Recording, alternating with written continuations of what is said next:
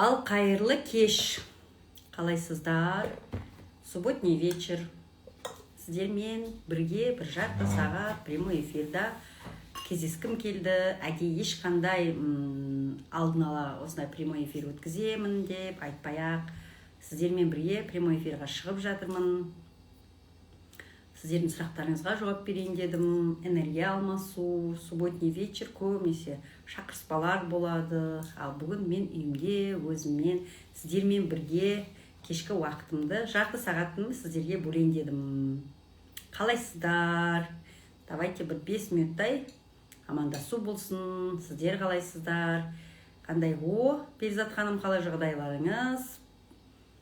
Жұмыс қалай болып жатыр? Жұмыста қандай жақсы жаңалықтар болып жатыр?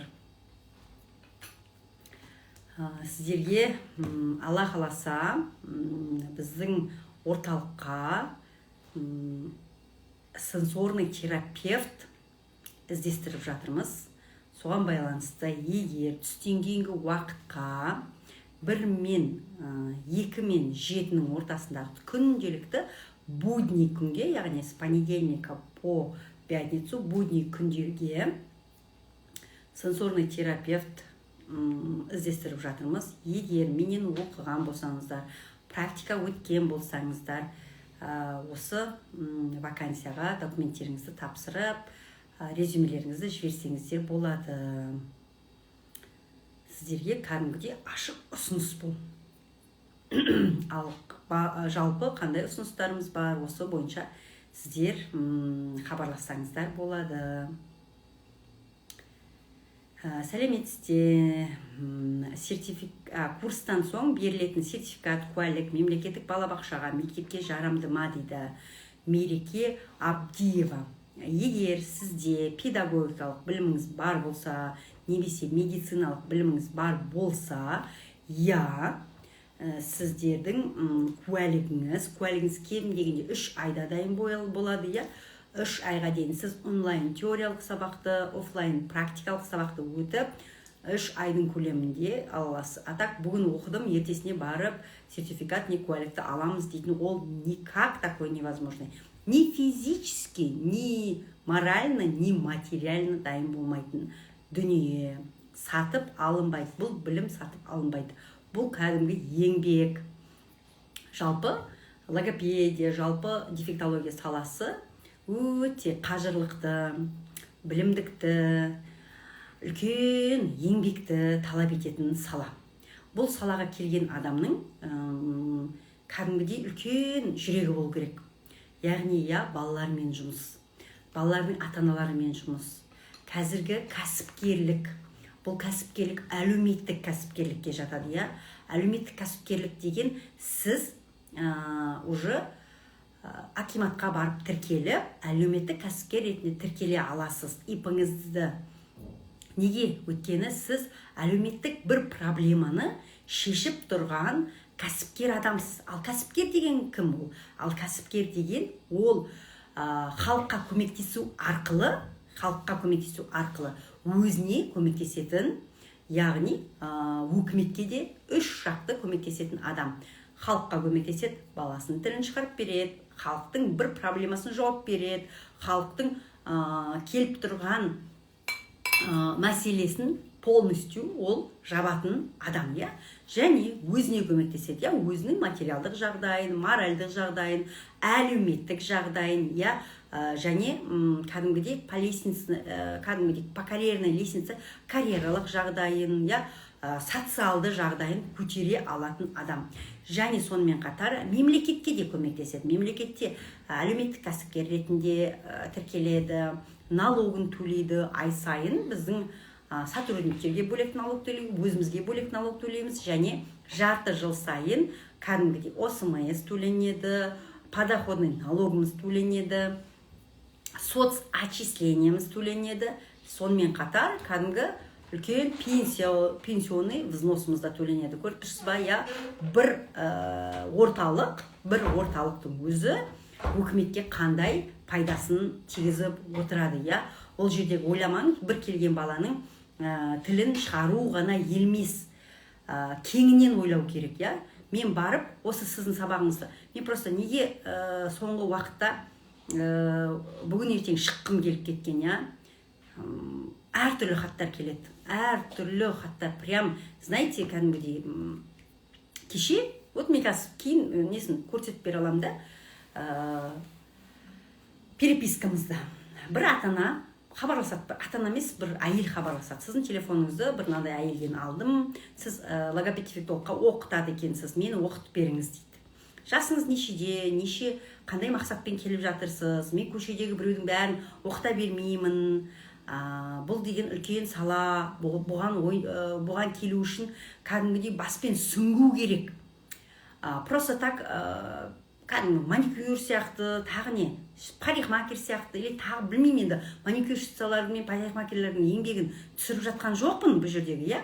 Но үлкен жауапкершілікті алатын, үлкен жауапкершілікті талап ететін сала ғой. И сол кісі былай дейді, мен сіз өзіңіз еще мен танымайды да, инстаграмыңызды беріңіз, маған жазып жіберіңіз деп қояды да еще. Маған айтады, 46 жастамын дейді, 3 балам бар дейді. Өзім горнодобывающий бір факультетті бітіргенмін, не педагогикалық білімім жоқ, не медициналық білімім жоқ дейді. Бірақ сіздің курсыңызды оқып алып, мектепке жұмысқа тұрамын дейді. Ойбай, енді кәдімгідей жұрттардың кәдімгідей оқытқан сайын жұрттар деген кәдімгідей басына ма, или білмеймін енді. Халық деген кәдімгідей кейде халыққа қолдан келгенше бүкіл біліміңді, бүкіл ойыңды, бүкіл біліміңді халыққа берген сайын олар деген давай маған давай маған мынау, анау туралы эфир өт, мынау туралы эфир өт дейді да, енді кәдімгі адамның жұмсақтығын, ақкөңілділігін бәрін пайдаланады да, приказ беріп бастайды да. Дәл сол сияқты. Сосын мен айттым, кешіріңіз, сіз ертең келіп алып 3 ай кем дегенде сіз теория өтуіңіз керек. Ол теория көп сабақ, кем дегенде бір 70 сабақтан тұрады. Әрбір сабақ ол мысалға, я, логопедия, дефектология, логомассаж, зондовый массаж, тейптеу, тейптердің түрлері, сенсорная интеграция, АФК ішіндегі, я, дыбыс қою, сөйтіп бөлініп 70 сабақты ол конспектлеу керек, кем дегенде 70 сабақ өту керек. И оның бәрін оқып, конспектлеп, дайындап келеді, конспектісін қолына ұстап келеді, 2 күндік практикаға өтеді ғой. Сонда ол сатып алсам болды, сізге мен 300-400 мың теңгеңіз берем, сатып алсам болды, барасыз маған куәлік, не сертификат бере саласыз дейді. Нифига, бізде келген кісілер бар, бір күннен кейін екінші күнге келмей қойғандар да бар. Әртүрлі ситуациялар бар, в жизни всякое случается. Сол үшін енді көбінесе 80-90% 2 күндік практикасын өтіп, кәдімгідей рахметін айтып, қаншама инсайттарын алып, жақсы прям жұмыс жасап, прям керемет нәтижемен шығып жатқандар көп. Одан кейін орталығын, кабинетін ашып, өзінің үлкен орталығын ашып, прям ісін өзінің кәсіпкерлігін ашып, өз балаларына да көмектесіп, тіпті өмірлік сабақ алып кетіп жатқан адамдар көп кәдімгідей, я. Мен өзім, мысалға, өзім кәдімгі майра ретінде айталамын да, я, адам мен адам, мысалы, у Бога нет рук, кроме людей, дейді да, адам арқылы беріледі. Все возможности только через людей приходят, да. Осы адамның өзіне мен арқылы қанша адамның өмірі 180%-ға өзгерді ғой. Но одан кейін қандай сол мысалға, я, содан кейін қаншама қыздардың еңбегі ақталып, қаншама баладан жұмыс тілдерін шығарып, қаншама баланың ата-ананың алғысын алып жатыр, қаншама өздерінің материалдық жағдайын, статустарын, яғни әлеуметтік статусын, одан бөлек карьералық статусын, я, мысалға, жақсы жұмыс жасап жүрген кабинеттегі логопед еді, ол бөлек шықты. Немесе кабинетте жұмыс жасап жүреді, бірақ кабинетте еще больше, әлде де кабинетте жұмыс жасап жүр, бірақ еще больше результаттар шығарып жатыр. Ондай да қыздарым менде көп, я. Түсініңіздер ғой, сол үшін білім алу деген қазіргі заманның өзі, 21 ғасырдың өзі тек білімділердің ғана заманы.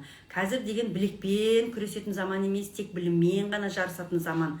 Я, и то жарыспаймыз, біз тек өзімізбен ғана жарысамыз. Кешегі толқын қандай болды, бүгінгі толқын қандай? кешегі фариза қандай болды, бүгінгі фариза қандай? Я, бір жыл бұрынғы фариза қандай еді, осы 2025-тегі фариза қандай? Дәл сол сияқты мұсылманның бір күні бір күнге ұқсамасын деген ғой. Яғни бүгінгі алған білімім, я, ертең күнге маған азық болады. Сол үшін күнделікті бір күн болмаса да мен бір күн 2 бет кітап оқыдым, бір күн мына кісінің сабағын өттім, бір күн тағы деген сияқты. Вот это все бізге өмірлік сабақ беріледі. Сол үшін ат үсті келіп, көлденең кеткен, аннан қашқан, мыннан қашқандардың бәрін оқыта бермейміз. Сол үшін ондай прям кешегідей сондай кісінің ертең кейін сторисқа салам ғой, жазғандарын, енді просто ол кісі туралы прямой эфир жүргізіп жатыр деп ойлап қалмасын, енді жат оқымасын. Но атын айтып тұрған жоқпын, сол сияқты ондай кісілерді біз оқытпаймыз. Сол үшін логопедияға келем дейтін болсаңыз, шын кәдімгідей ниеттеніңіз бірінші. Екіншіден, үлкен Аллахқа тәуекел жасаңыз. Үшіншіден, өз жұмысыңызды жақсы көріп, сабағыңызды жақсы көріп, осы салаға кәдімгі үлкен қадаммен өмірлік сабақ алам деп қана келіңіз. Вот сол кезде ғана сізде жақсы нәтиже ары қарай шығады. Ең бірінші, любой нәрсе ниетке байланысты. Амалдар ниетке байланысты дейді. Қандай ниетпен келдім, осыны сынайыншы, осыдан қандай екен, осы кісі қалай сабақ үйретеді екен деп бүйтіп сынап келдіңіз ба? Сын табасыз. Осы кісіден көп білім алайын, осы кісіден жақсы инсайттар алайын, практикасын бірге өткізейін, менімен бірге давай мен реклама жасасын, мен осы кісіден сабақ өтем, және кәдімгідей жақын танысқым келеді деген сияқты болатын болса, мен сізді по-любому 2 күн ішінде явно жаттаймын ғой, деген сияқты болатын болсаңыз, пожалуйста, любой нәрсе ниетке байланысты. Ал кейін осы ниетіңіз сосын ары қарай амалға айырбасталады, кейін сосын жақсы результаттар жасайсыз. Бірде-бір адам просто так келіп 2 күндік практикадан впустую кеткен болмайды. Сол үшін 2 күндік практика үлкен роль алып келеді. Соны біліңіздер, Бұл бір. Енді сіздерге айтайын дегенім, кешегі барлықтарыңыз білесіздер, жаңағы Астанадағы лифттағы болған жағдай, ол қазіргі қаншама ата-аналардың, қаншама балалардың көбісі қазір бізде мысалға өзінің ЖК-мыз бар, тұрып жатқан ЖК-мыз бар, басқада да бар, уже заңдар шығарып тастаған. 5 жасқа дейінгі, 7 жасқа дейінгі балаларды өздерін жібермейміз, лифтқа кіргізбейміз, өздерін жібермеңдер, тағы бірден ке деген сияқты осындай сообщениялар көбейіп жатыр. Бірақ бұл коррекциялық орталықтар үшін бұл уже айқын нәрсе еді. Айқын деген, яғни қазір келіп жүрген балалар, бізге келіп жүрген балалардың деңгейі 2, 3, 4, 5, 6, 7 жастағы балалар. Енді осылардан өзі де өседі ғой, енді бұлар өмір бойы 5-6 жастағы болып қалмайды ғой. Бұлар да өседі, бұлардың жартысынан көбісі нормаға шықса, жартысы нормаға шықпауы да мүмкін. Легкий степени ЗПР болса да қалып қалуы мүмкін, түсініңіздер ғой, Сол үшін үлкен кезде, енді 12, 13, 15 кезде бала деген, ол гормональдық өзгерістерге ұшырайды. Гормональдық деген, ол психика деген бір бөлек, ол деген бәрі бірге өсу керек. Психикада өсу керек, физикада өсу керек, ментальда да өсу керек, химически бәрі өсу керек, бәрі бірге өсу керек. Атыраудан Гүлдана дейді, сол кезде, мысалға, психикалық жағы, физика өсіп кетті, бойы ұзарып кетті, бойы уже 160-150 болып кетті, химиялық жағы да бәрі өсіп атыр, но физика өскенмен психика өспей қалуы мүмкін. Ал психика, бала 13, 14, 15-ке келсе де, бала әлі 3-ші кластың деңгейі, 1-ші кластың деңгейі, 5-ші кластың деңгейі болуы мүмкін. Яғни оны қалай білесіз? Оның математикасына, оның оқуында, жазуында, осылардың барлығын көрсеңіз, бала едәуір қалып жатқанын біліп тұрасыз. Сол үшін қазіргі бізге келіп жатқан контингент деген бізге ғана келіп жатқан емес, бүкіл қазіргі коррекциялық орталықтарға келіп жатқан контингенттеріміз, ол 2 жас, 3 жас, 4 жас, 5 жас, 6 жастағы балалар енді бір 10 жылдың көлемі, яғни қазір 2025 па, 2035 жыл явны болады ғой, правильно? Бұл біз кеңістікте, кәдімгі уақыты бар кеңістікте тұрып жатырмыз. Сол үшін барлығы өлшеулі. Енді 35 жыл болсын, 35 жыл, 2035 жылы осы біздің қазір келіп жатқан балалардың 15 жасар, 12 жасар, 16 жасар кезі болады. Алайда қазіргі балалардың көбісі жақсы нәтижеге шығарып жатқанмен бәрібір психика деген өте тонкий зат. Оны кейде улавливать ете алмауымыз да мүмкін. Яғни кәдімгідей инемен құдық қазғандай жұмыс қой. Кейде бала өзінің ойын толық жеткізе алмай қалуы мүмкін. Қайда бара жатқанын ұмытып қалуы мүмкін. Мысалға, балалармен дұрыс ойнай алмауы мүмкін, оның достары болмауы мүмкін. Бізде бір қыз болды, 16 жасар ЗПР қыз. Мен осы примерді 3-4 жасар ЗПР бар ата-аналарға айтам ғой көбінесе, 16 жасар ЗПР қыз. Кәдімгідей, білесіз, 16 жас деген, физикалық жас деген ешқашан тоқтамайды. Яғни уже төс өскен, уже месячный басталады, қыздарда кәдімгі қыздық гормондар шыға бастайды, шашы өседі, қалыңдайды, кәдімгі бой әдемілене бастайды, ол красивый, уже кәдімгі гормондар өсе бастайды да. Ал психикалық жас әлі дұрыс өспеген ол қызда. Енді мамасы келеді, мамасының қолында кішкентай әлдей бар. Ол 1 жасар әлдей, әлі жетпеген, Сосын айтады, енді қызым нандай, уже біз қанша жерге бардық, әлде де толықтыра алмай жатырмыз, осының психикалық денсаулығын толық әлі толтырған жоқпыз деп сөйтеді ғой. Яғни ол қыз қалай қылады? Мама маған iPhone 15 алып бер дейді. Көке, 15 жасар қыз ғой.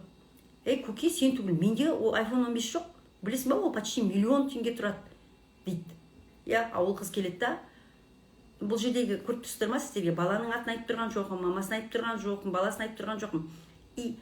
Ол қыз айтады да, онда мен барамда құлаймын дейді. Қараңыздар, ол қыз физикасы өскенмен психикасы өскен жоқ. Ол манипуляция жасап тұр, ол бала қыз. Неге? Өйткені барып, классына барып, ешкіммен оны дұрыс сөйлесе алмайды, оның ой әрекеті әлі кішкентай, қоласпақ ойнайық дейді. 15 жаста бала уже қоласпақ ойнамайды ғой. Әлі қоласпақ ойнайық, давай бір нәрсе тығылмақ ойнайық.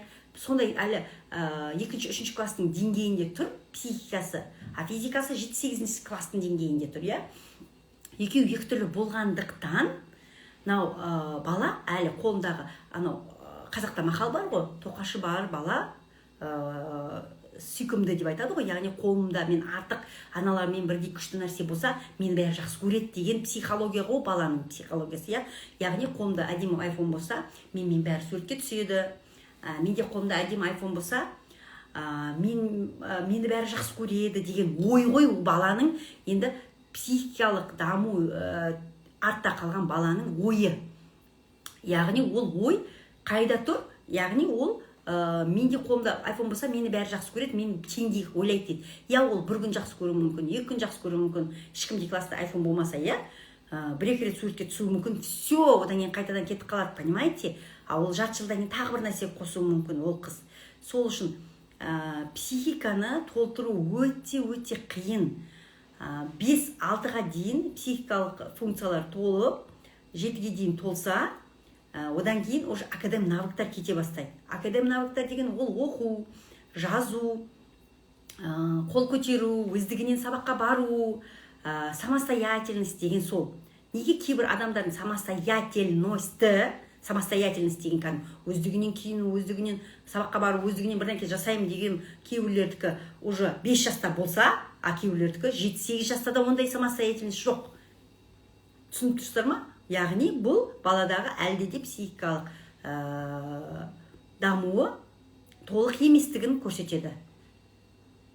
Мен мысалға өзімнің балаларымнан осы примерді айта аламын да. Мысалға менің 3-ші бала, мысалы 5 жаста үйде жалғыз өзі қала алатын тұғын.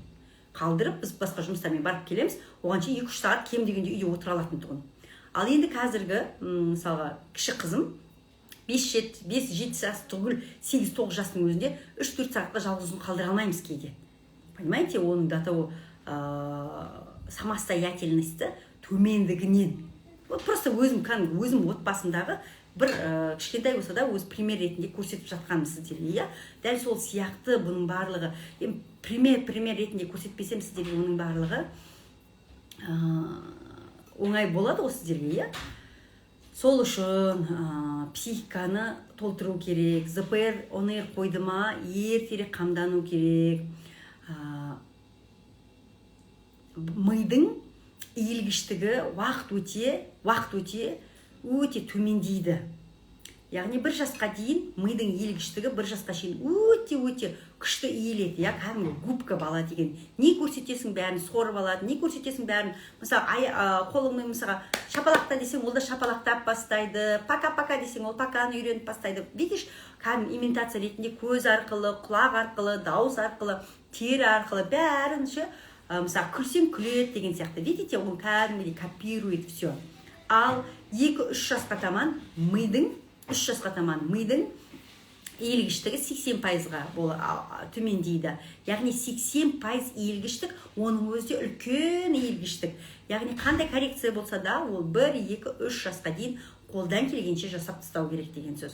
Енді одан кейін 5 жас бар, 5 жасқа дейін әлде де ми иіледі. Ми деген всю жизнь иіледі. Сіз ойламаңыздар, 5-7-9-да бітті тоқтап қалды деп. Нет, ми деген прям үлкен болғанға шейін ми иілгіштік. Яғни после инсульта, после аварии, после әртүрлі мысалға реабилитация деген болады ғой. Сол реабилитация жүрген кезде адам өзін былайша дене өзін қалыпқа келтіре алады. Мимен, денемен, әртүрлі, яғни физикалық нагрузкамен, яғни миды жұмыс жасату үшін, кәдімгідей миды жұмыс жасату үшін сыртын жұмыстандырамыз. Яғни қолды, аяқты көбірек жұмыстандырамыз. Вот сол үшін істей алмайтын нәрсені қайтадан орнына келтіруге болады. Сол үшін пластичность мозга деген 9 жаста тоқтап қалмайды. Ол всю жизнь болады. Просто үлкендеу адамдарда одан сайын жай бәрі аз, пластичность деген аз болады. Сол үшін өсет. Бірақ біздің тамақтануымыз, ұйқымыз, мен қазір күнде өзім реально қазір кешкі уақытта түнгі 12-1-ге шейін 100% жүретін тұғым осы январға дейін. Декабрьға дейін, январдан бастап, осы қаңтардан бастап, мен ерте жатуды практиковать етіп жүрмін. Реально. 9 жарымда бастаймыз, үйде ертерек, давай жатамыз, үйдеміз деп, 10 жарымда біз ұйықтап қаламыз. Өлтіріл құрсын, қандай дүние күйіп кетсін, анау жазатын болады ғой, енді жұмыс болғандықтан, ертеңге келетін оқушыларың бар, басқа бар, орталық бар, инстаграмың бар, дайрект бар, жауап беретінің бар, бірақ менің денсаулығымнан артық ештеңе жоқ. Сол үшін өз басым қазір ерте жатуды практиковать етіп жүрмін. Ол бұл өмірімізде бар нәрсе ғой, бірақ біз Ильичтің шамы шыққаннан кейін, свет шығады ғой, Ильичтің шамы шыққаннан кейін бүкіл халық осындай ауруларға ұшырай бастайды. Неге? Потому что біз Аллахтың заңдылығына қарсы шығып жатырмыз. Кеш басталды ма, түн болды ма, біз бітті, бәріміз ұйықтауымыз керекпіз. Тем более қыста одан сайын ерте ұйықтауымыз керекпіз. Түсініңіздер ғой, яғни Ильичтің шамы шыға бастады. Біз систематически күнделікті түнді ұзартып жүрдік. Күнделікті 1 сағатқа, 2 сағатқа, 5 сағатқа кейбіреулер, түнде жұмыс жасайтын адамдар бар ғой, сменмен жұмыс жасайтындар, особенно, олар ертең хронический ауруға ұшырап кетеді. Сол үшін мен денсаулығым маған ғана керек. Көп нәрсе, өзіме ғана байланысты, жұмыста да, отбасыда да, бәрі өзіме байланысты болғандықтан, мен өзімді кәдімгідей, мне надо беречь. Сол үшін ерте жатып, бәріңізге де советую. Сол үшін миды жас, әдемі, кәдімгі иілгіштігін жақсы қылғың келе ма, ертерек ұйықтауды практиковать ету керек. И балаларға да сол. Өлтіріл, ерте ұйықтау керек. Зато ерте тұрасыз. Мен ерте тұрмаймын, но все равно ерте жатамын. Болды. Екінші, су. Кәдімгідей балаларда бізде қолдарына баклажка, таза су ұстап келетін бала өте аз. Ал бізге су деген бүкіл организмімізге су керек. Бүкіл организмімізге. Оған миға да су керек, көзге де су керек, тілге де су керек, асқазанға да су керек, бауырға да су керек, бүйрекке де су керек, я. Бөлек-бөлек анаған емейміз ғой. Суды, мысалы, сабаққа келді бала. Сабаққа келу үшін кем дегенде бір жарты сағат жол жүріп келеді. Машинамен келеді, или жаяу келеді, әртүрлі, я. Кем дегенде жарты сағат. А кейбіреулер Талапкерден келеді, Қояндыдан келеді, тағы қай жақтан келеді, енді Илинкіден келеді, бізден жан жақтан келеді ғой. Бір шыңдаудың жан жағынан ғана келмейді ғой. Бүкіл окраиналардан да келеді, я. Барам дегенше, келем дегенше 40 минуттан орташа есеп. Одан кейін 40 минут сабақ, 40 минут АФК болуы мүмкін. Примерно сол кездің ортасында бір-ақ рет, екі-ақ рет су ішуі мүмкін. Біз әдейі фильтр қойып қойғанбыз, я. Енді есептеңіз. Ол үйіне еще қайтады, шөлдедім деп қайтуы мүмкін. Сонда 1,5-4 сағаттың ішінде бала максимум 1 стакан су ішті. Судың өзі, біздің бүкіл организміміз 98% судан тұрады. Егер 4 сағаттың ішінде аз-ақ қана су ішкен болсаңыз, все, балаға ешқандай біз көмек жасап жатырмын, коррекцияға апарып жатырмын деп міндетсінбей қойыңыз. Если осы жерде ата-аналар отырған болсаңыздар. Прям реально ешқайсы қолдарына суды ұстап келіп, ауық сол сабақтың ішінде, кәдімгі бір сабақта кем деген 2 рет, 3 реттен ұрттап, бісміллә деп ішіп, отырып ішіп атқан адам көріп тұрған жоқпын.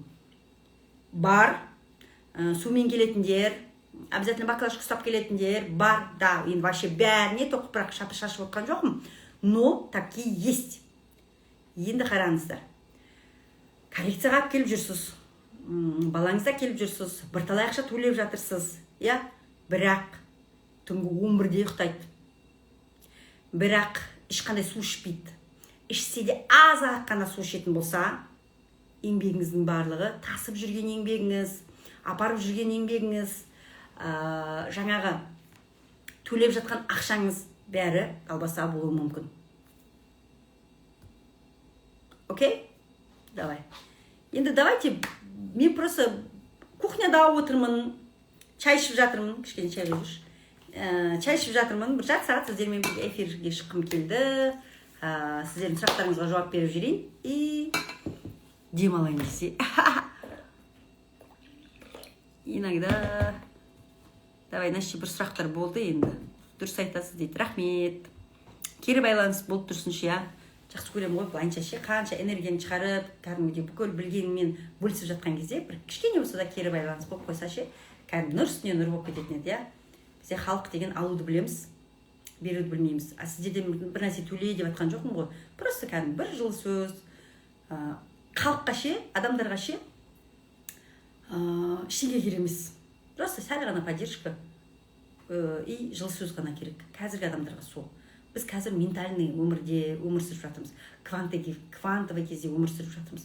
Просто бір-бірімізге жылы сөзіміз, қолдауымыз ғана керек. Басқа ештеңе керек емес. Я, халықта да айтады ғой, кәдімгі денің сау болса, болды деп айтады ғой, дәл сол сияқты, я. Бір ғана батасы халқы, біздің тек халық алдында жүрген адамға бір аман болшы деген бір ғана бата ғана керек қой бізге кейде. Сол ғана керек. Сол сіздердің ғана баталарыңызға біз мұқтажбыз. Я, аумин. Егер жақсы айтып отырсаңыздар. Так. Наші сұрақтарға келеді ғой. Сәлеметсіз бе дейді.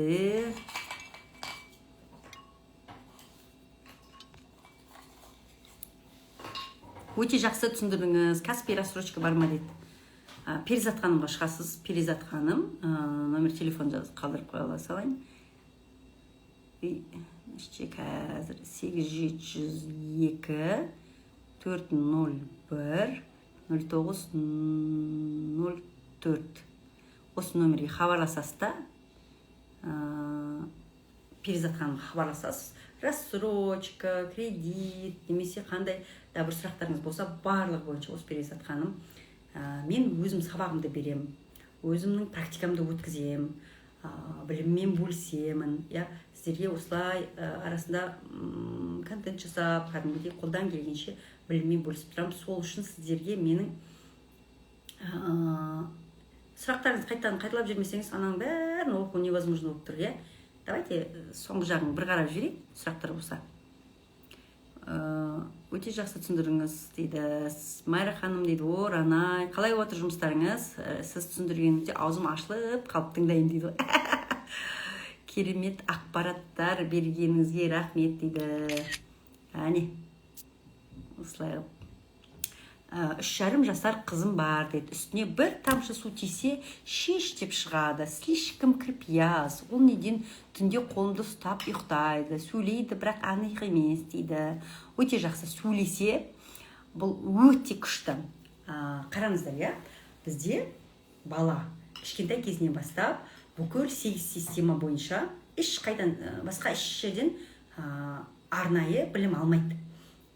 Бала туыла салысымен аппақ тап-таза қағаз болып кәдімгідей туылады, Бірақ уақыт өте келе, оған мысалға тактильді, мысалға тері бұлшық еттен, көзден, құлақтан, мұрыннан, ауыздан, дәмнен, вестибуляркадан, проприцепциядан әртүрлі информация кіреді, оны суға шомылдырамыз, ол воздушный ваннаға жатқызамыз, әр нәрсені көрсетеміз, денесіне әртүрлі киімдер кигіземіз, осының барлығы келіп, әртүрлі информация келеді, бесікке жатқызады, аяқ-қолын таңып тастайды, ол жайлап қолын шығарады.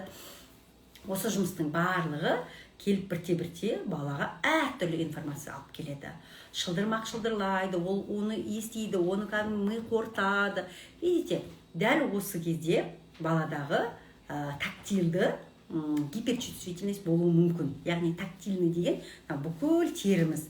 Біздің терімізді сойып, бүйтіп жайса, бір адамның терісі бүйтіп созып үлкендеп жайса, бір футбольный поле шығады екен. Сіз ойламаңыз, даже мына мидың ішіндегі нейрондары кәдімгідей өте былай много переплетаются, что кәдімгідей бір адам вся вселенная сияқты. Вселенная деген кәдімгі біліп тұрсыз ғой, яғни бүкіл жер шары ғана емес, әлем ішінде оның жер шарда Нептун, Плутон, ана күн бәрі кіріп кететін бүкіл вселенная кіреді, Бір адамның өзі бір вселенныйды құрайды. И бір вселенныйдың бәрі бір адамның ішіне сияды. Дәл сол сияқты. Түсіндіңіздер ғой, именно ішектің өзі бір 12 ішек дейді ғой, 12 ішекті ұзақ қылып жайса да, білесіз бе, кәдімгідей қаншама километрге созылады. Енді терісі адамның өте сезімтал болады. Бірақ ол уақыт өте келе одан сайын сезімтал болады, Неге? Баладағы сенсорлық бұзылыс болса. Сенсорлық бұзылыстар бала далаға аз шықса. Яғни күнделікті бала кем дегенде күнде бір рет далаға шығып тұру керек. Давайте далаға шығып тұру туралы айтып берейін сіздерге. Бұндай қызық болсын, Біз қазақпыз. Қазақ ол өзі ДНК-сы бойынша далада тұрған. Қараш үй кәдімгі киіз үйде тұрған. Киіз үй ол 15 қабатты емес. Бірақ қабатты, Егер сіз киіз үйде тұрсаңыз, күнделікті қыс, жаз, көктем, жаз, везде киіз үйде тұрсаңыз, күнделікті неше рет шығар едіңіз далаға? Бір күнде кем дегенде 10-15 рет шығар едіңіз. Ал біз 5-ші этажда тұрамыз, 7-ші этажда тұрамыз, бір күнде кем дегенде 1 рет немесе 2 рет шығуымыз мүмкін. Кейбіреулер тіпті аптасына 2-3 рет шығады. Енді бала даланы көрмеген, күн жылы кезде ғана шығады, сырттан келетін әртүрлі информациялар аз болатын болса, сенсорлық бұзылыстарға ұшырауы мүмкін. Одан қалды, әртүрлі сырттан келетін ақпараттар бар ғой, мысалы, Wi-Fi-іміз бар, мобильный данныйымыз бар, жаңағы микроволнылар бар, ішіп жейтінің бар. Одан қалды телевизор на фоновом режиме все время 24/7 ол миына кіріп атыр, неше түрлі информация, осының барлығы мидағы сенсорлық қабылдаудың бұзылыспен қабылдау жасап жіберу мүмкін. Сол үшін терісі, кәдімгі адамның терісі өте гиперчувствительный болуы мүмкін.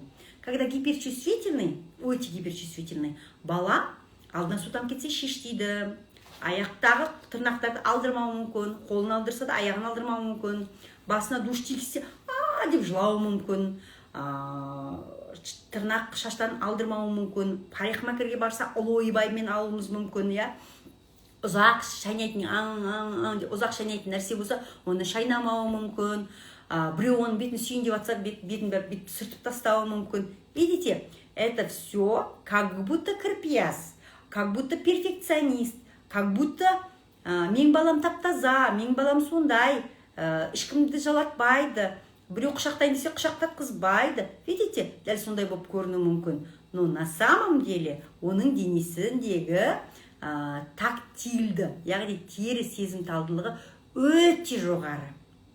Как будто денесінің бәрінде бір иголкалар бар сияқты, кірпінің иголкалары бар сияқты. Или как будто денесінің бәрі күйіп қалған сияқты. Күйіп қалған денеге сіз еще тағы бірден кейін жаңбыр жауып жатса, алдыңызға бірден кейін себіліп кетсе, сіз одан сайын раздражать етесіз ғой. Дәл сол сияқты, когда тактильный гиперчувствительность бар ма, денесі қып-қызыл деп ойлаңыз да, соған байланысты жұмыстар жасасаңыз болады. Түсініңіз ғой, бұл сенсорлық интеграцияның дұрыс мида интеграцияланбауы. Соған байланысты бұл жағдайда бассейн көмектеседі, бұл жағдайда әртүрлі даладағы упражнениялар көмектеседі, бұл жағдайда тері сезімталдығы ғана болмауы мүмкін, онымен бірге проприцепциялық жаттығулар жасау керек. Балаға просто жалпы спорт керек болады. Просто спорт керек болады. Ешқандай бала спортсыз өмір сүрмейді. Осы спортты көбейткен кезде, өмірімізге спортты қосқан кезде, бізде ең жақсы кәдімгі миды іске қосу болады. Өйткені ми өздігінен ештеңе істей алмайды. Оны іске қосатын міне сырты. Рука – это вытянутый наружу мозг. Нога – это вытянутый наружу мозг. Видите, сол қолмен, аяқпен арқылы ғана ми өте жақсы жұмыс жасайды. Болды. Миың жақсы жұмыс жасап тұрса, аяқ қолды сен де жақсы пайдаланасың. Все. Ал аяқ қолды жақсы пайдаланып тұрсаң, миың жақсы жұмыс жасап тұр деген сөз. Бітті. Других вариантов здесь нет. Окей?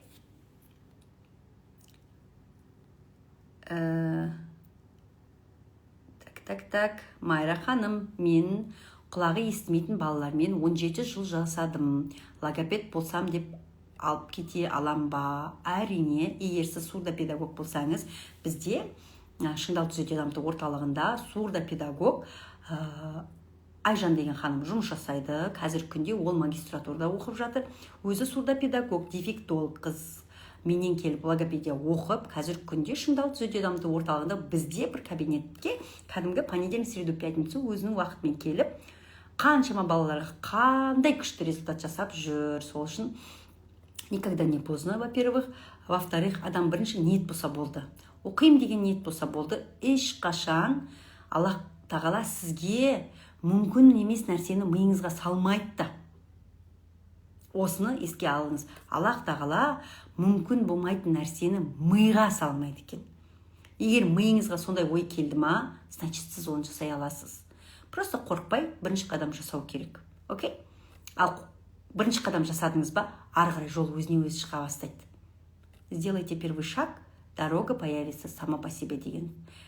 Большой путь, который 1000 миль тұратын большой путь, начинается с первого всего лишь шага. Сол үшін, ал біз деген даже сол бірінші шаг жасауға қорқамыз. Маған шыңдал логопед дефектологқа аботерапия керек. Қанша болады дейді. Аботерапия бізде бір сабағы 7000 теңге. Келіңіз, бірінші тестінен өтіңіз. Егер орын болса, әрине қабылдаймыз. Бірақ енді орын бар ма жоқ па, бронь арқылы қабылдай ма, енді оны келіп уточнять надо. Окей? Ұлым 4 жаста. 3-4 сөздің басын қосып айтады, бірақ сезімдерінің немесе барған жеріңді айтып сипаттап бере алмайды. Қаншалықты қалыпты. Егер 4 жаста 3-4 сөздің басын енді құрап жатса, ол ОНР-дің белгісі болуы мүмкін. Яғни 4 жастағы бала шынымен кез келген затты суреттеп береді, кез келген затты өзінің ойын, эмоциясын айтып бере алады. Нормадағы бала. Егер тіпті 4 жастағы балалар дыбыстары түгел болады, р-лысы да түгел болады. Енді біз 5-6-ға дейін күтетін кездер болады, это нормально, бірақ 3-7-дің өзінде тап-таза бүкіл дыбыстарына шейін тап-таза балалар бар. Ондай көргенде шығарсыздар, иә. Енді біз деген қазір норма көрмейтін болдық қой енді, иә. Бірақ өмірде 4-ге дейінгі балалардың өзінде тап-таза сөйлеп, өз ойын айтып, дыбыстардың бәрі түгел балалар бар. Егер бала 3-4 сөздің басын құрай алмай жатса, өз ойын дұрыс жеткізе алмай жатырса, мысалы суреттеп бер дегенде суреттей алмай жатса, синонимдерін түсіндіре алмай жатса, ол ОНР-дің белгісі болуы мүмкін. Егер ОНР болса, ол тек комплексті жұмыспен ғана ретке келеді. Если ОНР болып қалса, ол кейін қазірге айтылым өзі сөйлеу әрекеті 3 әрекеттен тұрады. Бірінші айтылу әрекеті, айтылым, одан кейін оқылым, одан кейін жазылым. Қазір 4 жаста айтылымның өзі дұрыс емес болса, өз ойын жеткізе алмайтын болса, ертең кейін оқылымы бар, жазылымы бар, иә. Ол вагон деген кезде фагон деп жазып кетуі мүмкін. Ол деген мысалға 9-ды былай жазып жатса, ол 9-ды былай керісінше қылып жазуы мүмкін, понимаете? Дәл сол сияқты әзірге онда ОНР болып тұр, бірақ полностью ОНР-дің ішіне кіреді, ол дисграфия, дислексия, осы кәдімгі айта алмау, оқи алмаудың бәрі де ОНР-ға кіреді, бірақ басында осы айтылымнан басталады дегенім ғой. Если осы айтылымның өзі дұрыс емес болса, ертең кейін жазылымы да, оқылымы да проблема болуы мүмкін мектепке барғанда. Сол үшін қолдан келгенше қазірге сіз неврологқа барасыз. Бірінші очередь Перизат Нұрболатқызы, бірінші очередь неврологқа барамыз. Балаға кәдімгідей жалобымызды айтамыз. Мынандай барлығын кәдімгі все карты раскрываем. Не надо доктордың алдына барып, мен балам мынаны істей алады деп мақтаған қажет емес. Как есть надо говорить. Түсіндіңіздер ғой, иә? Содан кейін барып қана сіздерге кәдімгідей соған байланысты менде мынандай ақсап тұр. Кәдімгідей все замечайте у ребенка. Отырысы, ұйықтағаны, тамақ жегені, қасық ұстағаны, ручка ұстағаны, ручканы қатты басқаны, немесе жеп қойған, немесе жеңін тістеген, ручканың шетін ашын шайнай береді. Это все имеет место быть. Даже просто так сабақ оқып отыр, ручкасын шетін жей бере ма, это тоже пропрецептивное нарушение. Прям әр детальны айтамыз, отырамыз, ашамыз. Ауруын жасырған өледі деген бар, лучше жасырмай докторға айтамыз осының барлығын. Мен өзім ана ретінде қалай көмектесе аламын, бірақ маған еркелеп мені тыңдамайды, қалай тыңдатсам болады дейді.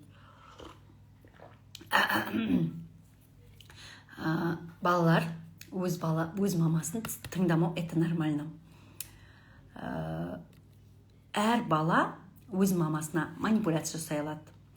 Әр бала өзінің мамасын кәдімгідей мама ретінде, тамақ беруші ретінде, кәдімгі үйдегі үй жинайтын ретінде, не істейтін, кәдімгідей оны құшақтайтын адам ретінде, кәдімгідей бала сөйтіп қана көреді да, никак оны өзінің мамасын мұғалім ретінде көргісі келмейді. Сол үшін мені оқытпа, басқа қылма дейді да, түсініп тұрсыздар ма? Сол үшін это нормально. Үй жағдайында ойын арқылы, через раз, қызықтырып деген сияқты сөйтсеңіз болады. Бірақ первично мұғалім жұмыс жасау керек, одан кейін сіз бірге жұмыс жасауыңыз керек. Қандай мықты болып тұрсаңыз да, кәдімгідей шымшық сойса да қасапшы сойсын деген бар, ол өзінің маманына беріңіз, ал сіз үйде жұмыстаңыз. Маманға беріп алып, мә болды, все деп отыруға болмайды. Сізге еркелейді, без проблем, бәріміздің баламыз еркелейді. Қараңыз, менің кіші қызымды бірінші класста енді продленкаға жіберем, Первый класс, енді ладно, осыдан 3-4 жыл бұрын ғой, бірінші классқа жіберем продленкаға. Түске шейін кәдімгі мектебіне барады, продленкаға береді. Үйге келіп, продленкадан кейін де бізге тапсырма береді, оқытып, сөйтеміз, мама, ты неправильно учишь. Ой,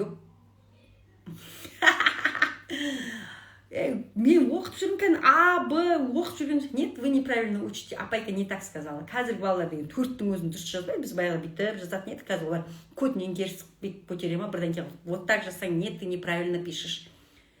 Сосын бір кәдімгідей отырып алып менімен спорить етеді, деген соңында мама, ты неправильно учишь, екеуміз ұрсып төбелесіп бытышып боламыз. Сонымен продленкасы өздері оқытады, мен сосын оқытпайтын болдым.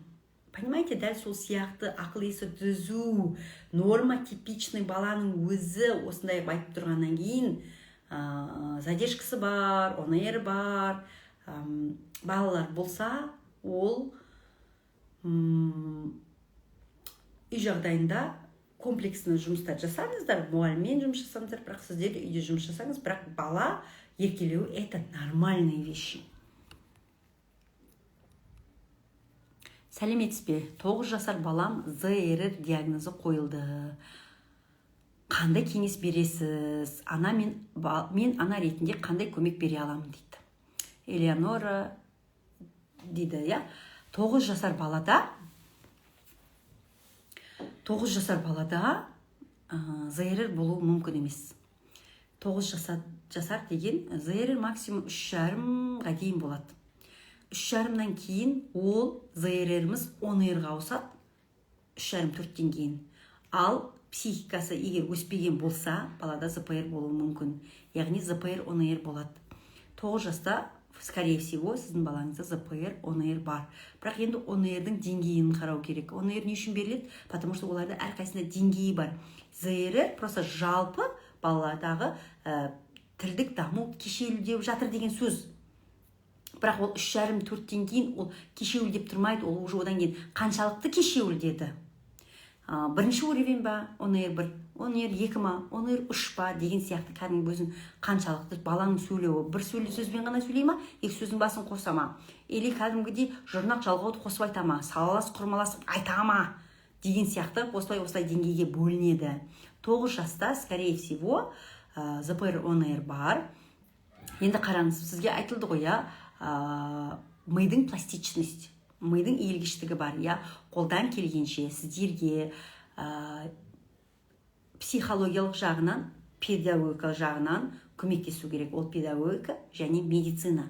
Медицинада кім? Невролог, педиатр өзінің дәрі-дәрмек уколдарын қосып емін жасайды.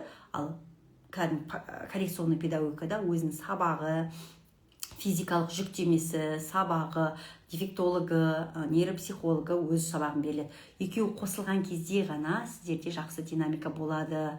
Онымен бірге үйдегі ұйқысы, телефондың аздығы, дұрыс тамағы, сапалы ұйқысы, далаға күнделікті шыққандығы, миына кислород барғандығы, жаяу жүргендігі, таза ауаға шыққандығы, аяқ қолын көбірек пайдаланғандығы, осының бәрі түгел болса, сіздерде жақсы динамика болады.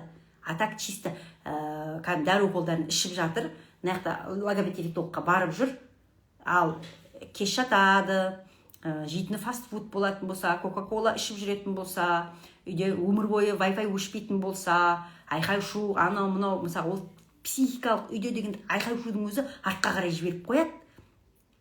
Просто даже норма адамның өзін артқа қарай жібереді. Представляете? Норма адамның өзін бір күн үйде, қазақтарда бар мақал бар ғой, бір күн үйдегі ұрыста 40 күн береке кетеді деген сияқты. Бір күн ұрыс-керісті көрген болса, балада кәдімгі травмалар, қаншама кислородтар ішіндегі денесіндегі гормондар ойнайды, жаңағы әртүрлі жерде кортизол көтеріледі. Кортизол көтерілген сайын баладағы память кете бастайды. Память кетті деген сөз баладағы уже кейін ЗПР-ға алып келеді деген сөз. Видите, бұл одно на другое вот так накладывается, и кейін уже сіздерде ЗПР болып қалу мүмкіндігі бар. Давайте просто қолдан келгенше барлығымыз бүкіл халықпен давай ерте жатуды бастайтын адам ретінде үйретейік, магия ута деген бастаймыз ба, или бір-бірімізбен челлендж жасайық ба, или мен ерте жатып жүрмін деген сияқты сондайық бастайық ба. Давай просто, мен мысалы қазір 9:30, мен 10-ға дейін ұйықтап қалуым керек. И бүкіл үйіммен бірге сөйтіп жасап жүрмін. Қызымды кеш сабақ бастауы мүмкін, но все равно біз 11-ден кейін точно жатпаймыз.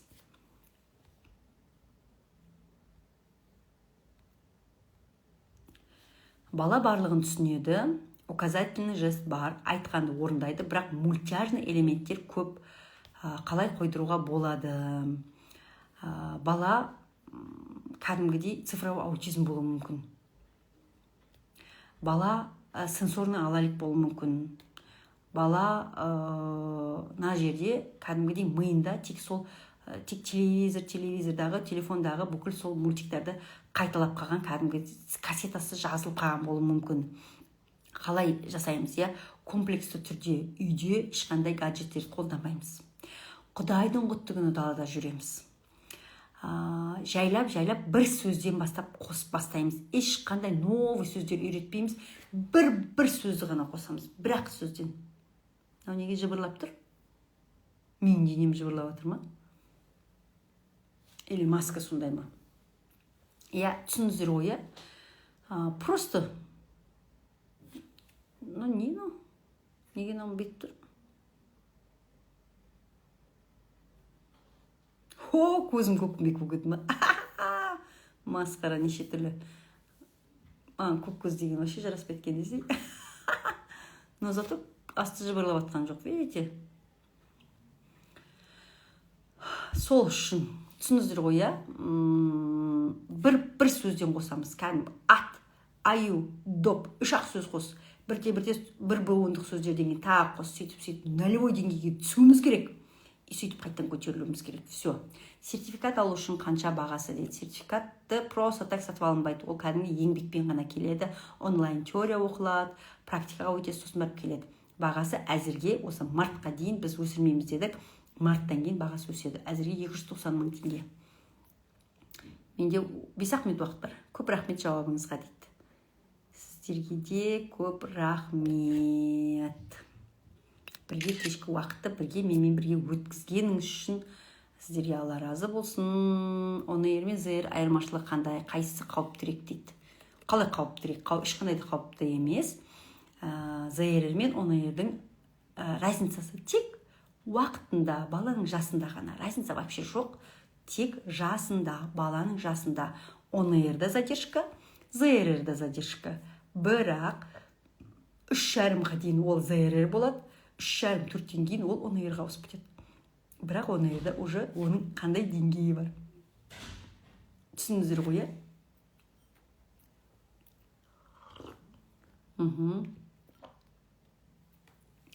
2,5 жастағы даусым шықпай жатыр ма не? Даусым шығып жатыр ма? Қыздар қарап жүріңіздер. Дауыс шықпай жатса, оны айттыңыздар. Жазып жіберіңіздер.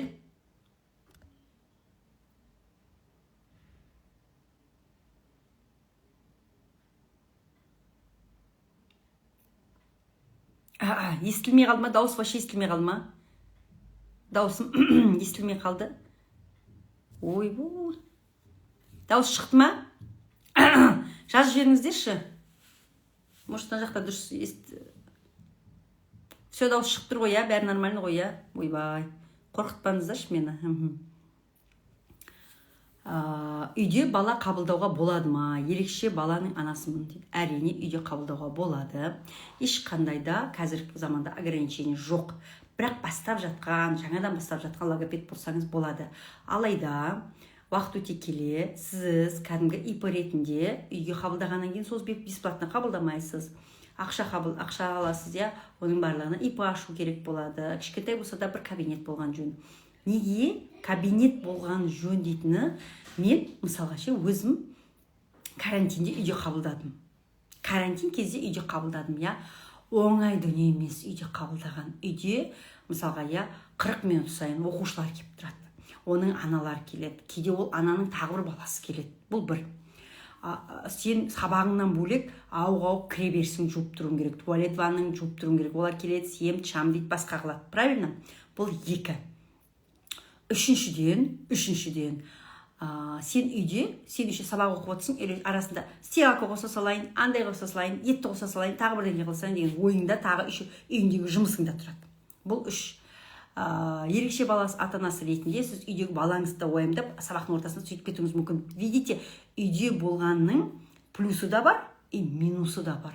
Сол үшін кәдімгідей үйден киініп шығып жұмысқа барған кезде кәдімгідей адам деген ойы бөлінеді да, тек жұмысқа ниеттенесіз ғой. Менің қыздарым біледі ғой, кәдімгі күнделікті Аллах разылығы үшін бүгін мен балалардың тілін шығаруға ниет еттім. Все, бүгін барады да жұмыс жасайды. Все, бір күндік ниет, бірақ сөз аузынан шықты, зато қаншама сауап алды. Видите? Дәл соның өзі үйде де істеуге болады, да, но просто минусы көп. Видите?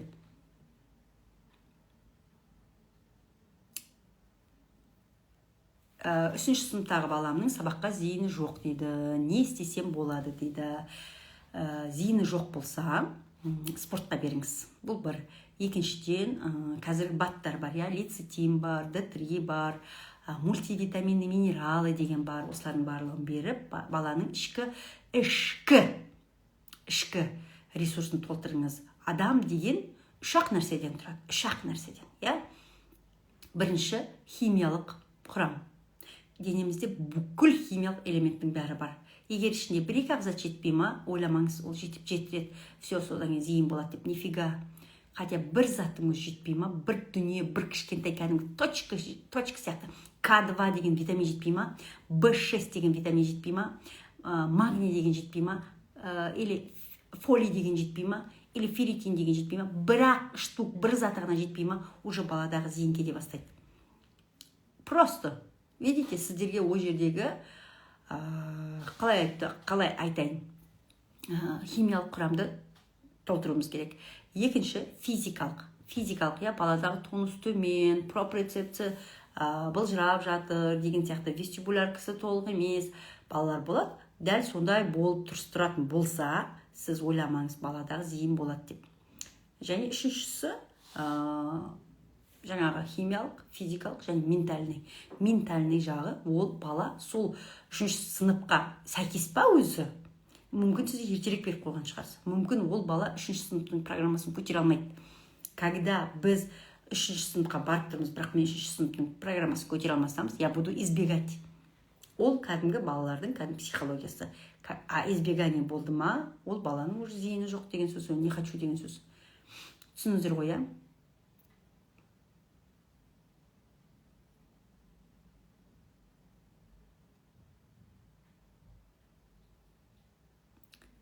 Все, ал. Сіздерге көптен көп рахмет айтқым келеді. Бір-екі жыл сөз сіздерден күтейін. Давайте енді осы кезге шейін 40 минут бойы сіздерге кәдімгідей үлкен сабақ болмаса да, кәдімгідей инсайттар алатындай, бір кішкене болса да өздеріңізге инсайт алатындай эфир болды. Кәдімгідей на лайте, просто на кухнямда отырып сіздермен кәдімгі бөлісіп жатырмын. Сол үшін давайте сізден де бір-екі ауыз сөз, жылы сөздеріңіз болса, и все, мы потом закончим. Қайда менің жүрекшелерім? Жүрекшелер көбейетін еді ғой. О, әне. Да?